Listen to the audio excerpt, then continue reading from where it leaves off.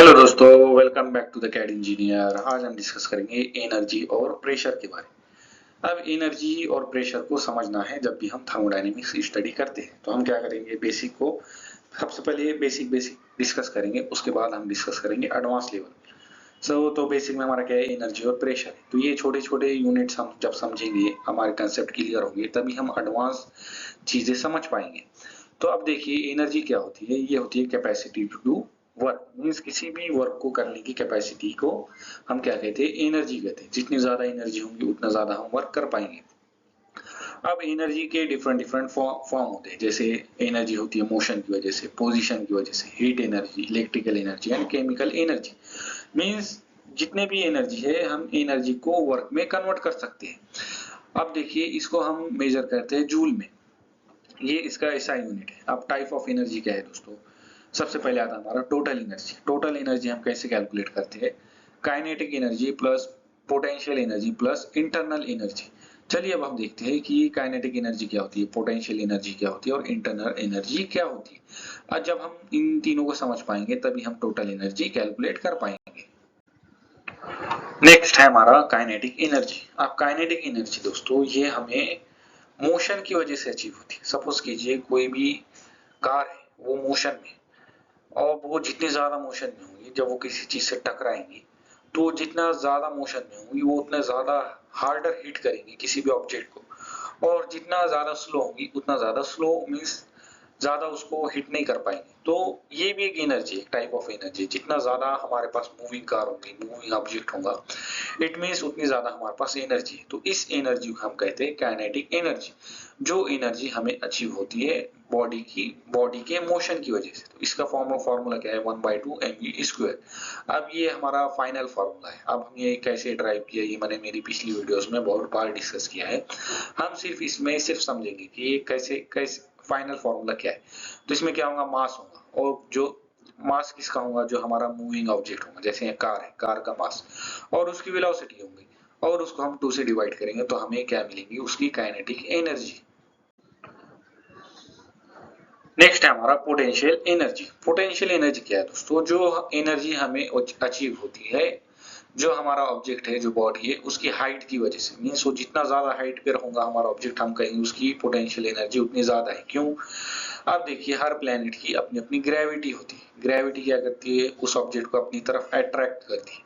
तो जितना ज्यादा ऑब्जेक्ट हमारा ऊंचाई पर जाएगा, हाइट पर जाएगा, तो ग्रेविटी उसको उतना ज्यादा अपनी तरफ अट्रैक्ट करेगी। तो इसी एनर्जी को हम कहते हैं पोटेंशियल एनर्जी। जब वो ऑब्जेक्ट ऊपर से नीचे आएगा, तो जितना ज्यादा ऊपर से नीचे आएगा उतना ज्यादा वो नीचे अगर कोई ऑब्जेक्ट रखा हुआ होगा उसको उतना हार्डर हिट करेगा, और जितना ज्यादा कम ऊंचाई से नीचे आएगा तो उतना ज्यादा वो कम उसको हिट करेगा। तो जो भी हमारा ऑब्जेक्ट होगा उसका मास, और फिर जो प्लेनेट है हमारा जैसे अर्थ है, उसकी ग्रेविटी, और वो कितनी हाइट पर था उसको हम मीटर में या सेंटीमीटर में मेजर करते हैं। तो पोटेंशियल एनर्जी का फॉर्मूला इन तीनों पैरामीटर को मिलाकर बनता है। जैसे mass into gravity into height, इन तीनों में से कोई भी चीज ज्यादा रहेगी तो पोटेंशियल एनर्जी इंक्रीज होगी। ये तीनों चीजें एक दूसरे को डायरेक्टली प्रोपोर्शनल करती है। मीन्स मास ज्यादा रहेगी तो भी पोटेंशियल एनर्जी बढ़ेगी, ग्रेविटी ज्यादा रहेगी तो भी पोटेंशियल एनर्जी बढ़ेगी, वैसे हाइट ज्यादा रहेगी तो भी पोटेंशियल एनर्जी बढ़ेगी। अब जैसे वाटर हमारा डैम के अंदर स्टोर होता है, तो जितना कितना ज्यादा मास होता है उसका, वाटर का, जो डैम में स्टोर होता है, इसलिए उसके पास पोटेंशियल एनर्जी होती है, और उसी पोटेंशियल एनर्जी को हम वर्क में कन्वर्ट कर पाते हैं। मींस इलेक्ट्रिसिटी हम उसको कन्वर्ट कर पाते हैं एक फॉर्म से दूसरे फॉर्म में। अब नेक्स्ट है हमारा माइक्रोस्कोपिक एनर्जी। माइक्रोस्कोपिक एनर्जी क्या है? कोई भी मटेरियल जब हम उसको जूम करके देखें तो उसके अंदर क्या होते हैं? एटम्स होते हैं, मॉलिक्यूल्स होते हैं, इलेक्ट्रॉन होते हैं, प्रोटॉन होते हैं। अब ये जितना ज्यादा इनके अंदर डिस्टरबेंस होगा, जितना ज्यादा ये मूव करें, तो हम कहेंगे इस मटेरियल के अंदर उसकी इंटरनल एनर्जी उतना ज्यादा है। फॉर एग्जाम्पल, जब हम इसको माइक्रोस्कोप से ऑब्जर्व करेंगे तो तब हम इसको क्या कहेंगे? Microscopic energy. और अगर हम इसी को हम क्या कहेंगे? Internal energy. मीन्स ये कोई भी मटेरियल की इंटरनल एनर्जी, तो इसको हम क्या कहेंगे? इंटरनल एनर्जी और माइक्रोस्कोपिक एनर्जी, ये दोनों सेम ही होते हैं। ये क्या है? सिर्फ मॉलिक्यूल के स्ट्रक्चर कैसे, मॉलिक्यूलर एक्टिविटी कैसे उस सब्सटेंस की, उसके ऊपर डिपेंड करेगा। मीन्स यहाँ पर भी मॉलिक्यूलर मोशन होगा, मॉलिक्यूलर वाइब्रेशन होगा, या फिर इंटरमॉलिक्यूलर फोर्स होगी, और यहाँ पर भी सेम वही चीज होगी। इंटर एनर्जी डिपेंड करती है टेम्परेचर के ऊपर, फेस ऑफ सब्सटेंस के ऊपर। मीन्स क्या होगी? जो ये एनर्जी होंगे जैसे हीट एनर्जी, तो हीट एनर्जी में क्या होंगी, जो हमारे मॉलिक्यूल होंगे वो बहुत ज्यादा डिस्टर्ब होंगे, तो वो क्या करेंगे, हाइयर टेम्परेचर से लोअर टेम्परेचर की तरफ फ्लो करेंगे और स्टेबल हो जाएंगे। सपोज कीजिए यहाँ पर हाइयर टेम्परेचर और ये लोअर टेम्परेचर, जब आप इन दोनों को कनेक्ट करोगे तो इस यहाँ का टेम्परेचर यहाँ फ्लो होगा, और ये दोनों सिस्टम कब तक फ्लो होगा, जब तक ये दोनों टेम्परेचर सेम नहीं होते, मीन्स दोनों सिस्टम जब तक स्टेबल नहीं होते तब तक।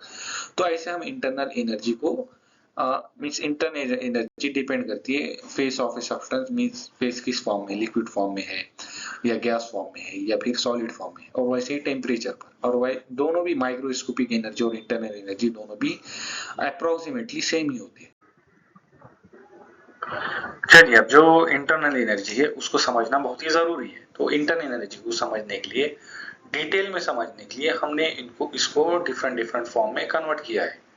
जैसे फर्स्ट है हमारा सेंसिबल हीट, या फिर इसको आप सेंसिबल एनर्जी भी कह सकते हैं। तो ये क्या होता है, जो जब भी हम मटेरियल को हीट करते हैं तो उसका टेम्परेचर चेंज होता है मटेरियल का, लेकिन सिर्फ उसका टेम्परेचर चेंज होगा, फेस नहीं। मीन्स वो सपोज लिक्विड है तो लिक्विड से गैस में कन्वर्ट नहीं होगा, सॉलिड से लिक्विड में कन्वर्ट नहीं होगा, सिर्फ उसका टेम्परेचर चेंज हो रहा है। मीन्स सपोज कीजिए वाटर है, उसको आप 30 से 60 तक हीट करोगे तो उसका सिर्फ टेम्परेचर चेंज होगा, फेस चेंज नहीं होगा।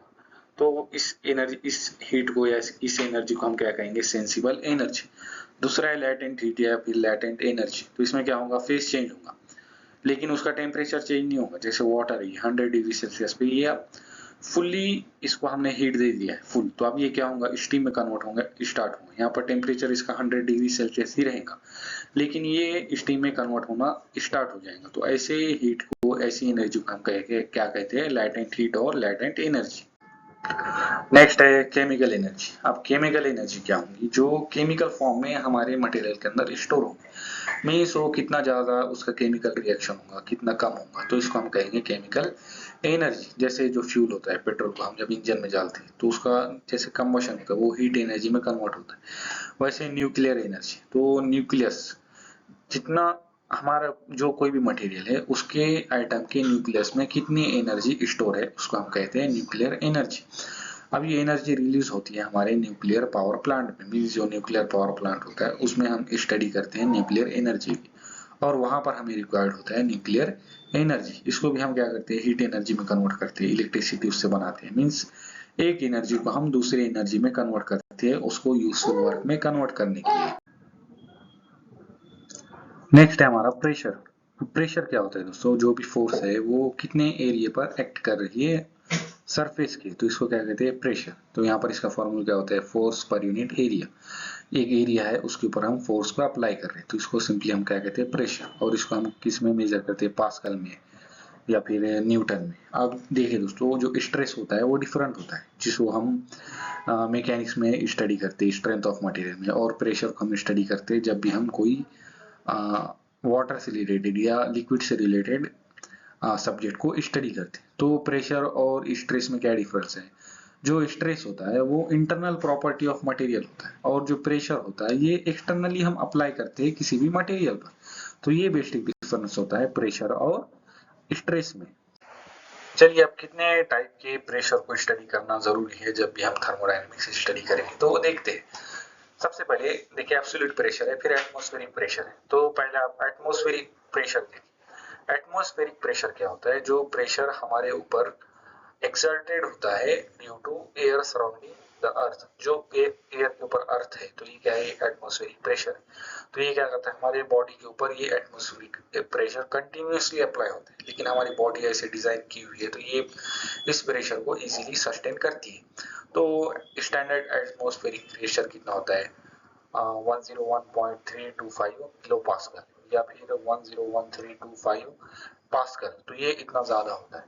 अब एब्सोल्यूट प्रेशर क्या होता है दोस्तों, जिसमें हम क्या करते हैं, एटमॉस्फेरिक प्रेशर को इग्नोर करते हैं या अवॉइड करते हैं, और जो प्रेशर हम मेजर करते हैं फ्रॉम अ परफेक्ट वॉक्यूम, एक वॉक्यूम से हम उस प्रेशर को मेजर करते हैं। मीन जो भी प्रेशर है उसमें से हम ये एटमॉस्फेरिक प्रेशर माइनस करेंगे और वहां से उसको मेजर करेंगे, तो उसको हम क्या कहेंगे, एब्सोल्यूट प्रेशर, या इसको आप एब्सोल्यूट जीरो प्रेशर भी कह सकते हैं। फॉर एग्जांपल, जो गैस सिलेंडर होता है उसके अंदर जो प्रेशर होता है उसको हम मेजर करते हैं जीरो प्रेशर से। तो एब्सोल्यूट प्रेशर ये होता है, और एटमॉस्फेरिक प्रेशर वो होता है जो ड्यू टू एटमॉस्फेयर हमारे ऊपर अप्लाई होता है, जो बाय डिफॉल्ट हमारे ऊपर अप्लाई होता है। नेक्स्ट है हमारा गेज प्रेशर।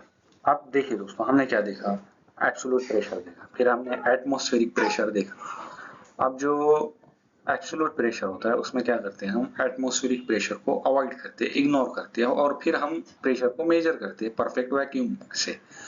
तो गेज प्रेशर में क्या है, हम इंक्लूड करेंगे एटमॉस्फेरिक प्रेशर को, और उसके थ्रू हम उसके ऊपर जितना प्रेशर है वो जब मेजर करेंगे तो उसको हम कहेंगे गेज प्रेशर। तो जितना एटमॉस्फेयर है उसको कंसीडर करेंगे तो हम क्या कहेंगे, इस लेवल तक ये गेज प्रेशर है और ये 0 है। इसके ऊपर जितना प्रेशर मेजर करेंगे उसको हम कहेंगे गेज प्रेशर। अब वैक्यूम प्रेशर क्या है दोस्तों, जितना भी एटमॉस्फेरिक प्रेशर से नीचे जितना भी प्रेशर होगा उसको हम वैक्यूम प्रेशर कहेंगे।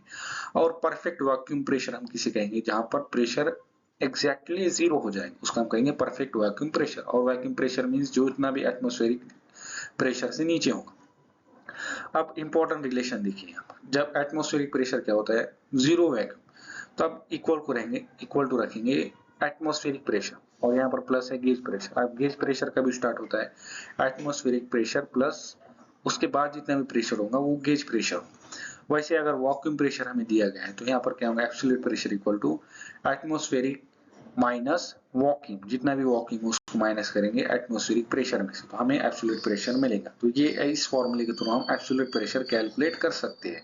चलिए एक एग्जांपल के थ्रू इसको हम समझते हैं। देखिए अब आपको एब्सोल्यूट प्रेशर फाइंड आउट करना है, तो मतलब ये तो 0 से स्टार्ट होता है ना, मींस यहाँ पर हम एटमॉस्फेरिक प्रेशर भी कंसीडर नहीं करते।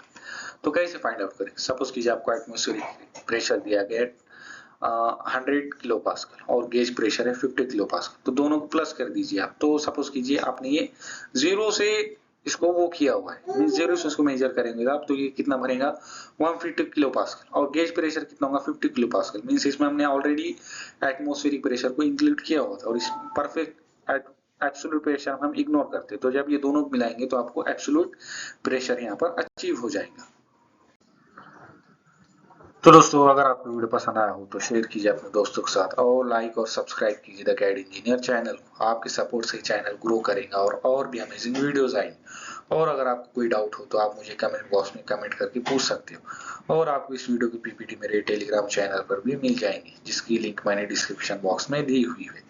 So thank you so much दोस्तों, मिलते हैं नेक्स्ट वीडियो में।